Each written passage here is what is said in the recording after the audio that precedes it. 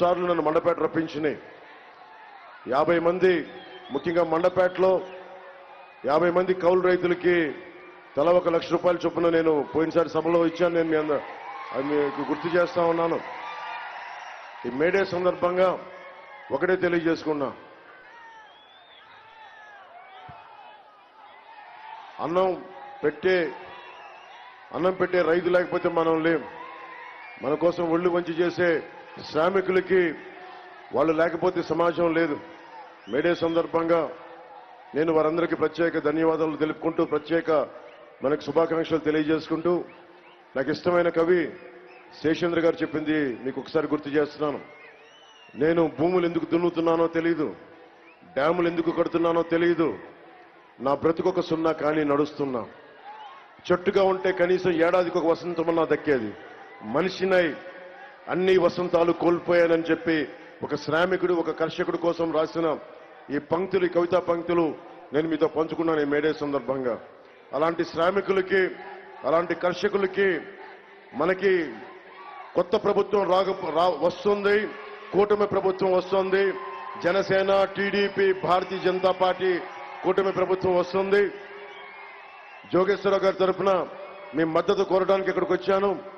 మనస్ఫూర్తిగా మీ అందరికీ ధన్యవాదాలు తెలుపుకుంటూ నేను ఉపన్యాసాన్ని ప్రారంభిస్తా ఉన్నాను. ముఖ్యంగా 2019 ఎన్నికల్లో మండపేట కోరుమిల్లి గ్రామం జన సైనికులు మర్చిపోలేని మీ సేవలు. అందరూ నర్సరీలు, చిన్న చిన్న నర్సరీలు నడుపుకునే యువకులు జనసేన సిద్ధాంతాలకు ఆకర్షితులై మీరు కూర్చొని అందరూ డబ్బేసుకుని 50,000 రూపాయలు ఆపదలో ఉన్న వారికి, కష్టాల్లో ఉన్న వారికి అందజేయడం నాకు నిజంగా మనసుని కదిల్చివేసింది. మండపేట కోరుమిల్లి జన సైనికులు నా గుండెల్లో ఉంటారు. మండపేట జన సైనికులందరికీ, పెద్దలందరికీ, భారతీయ జనతా పార్టీ నాయకులందరికీ, తెలుగుదేశం నాయకులందరికీ, కార్యకర్తలకి, ప్రతి ఒక్కరికి పేరు పేరున నా హృదయపూర్వక ధన్యవాదాలు తెలుపుకుంటున్నాను.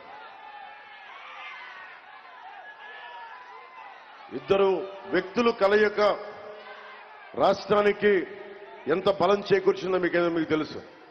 రాజమండ్రిలో చంద్రబాబు గారిని మనకి పొలిటికల్ గా విభేదాలు ఉండొచ్చు, పాలసీ పరంగా విభేదాలు ఉండొచ్చు, కానీ కష్టాల్లో ఉన్నప్పుడు సాటి మనిషికి నిలబడటం అది జనసేన పార్టీ తాలూకు మూల లక్షణం. ప్రజాస్వామ్యాన్ని కాపాడటం మూల లక్షణం, అన్యాయాన్ని ఎదుర్కోవటం మూల లక్షణం.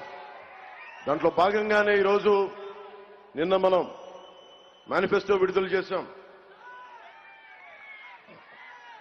2 సార్లు ఇక్కడికి వచ్చినప్పుడు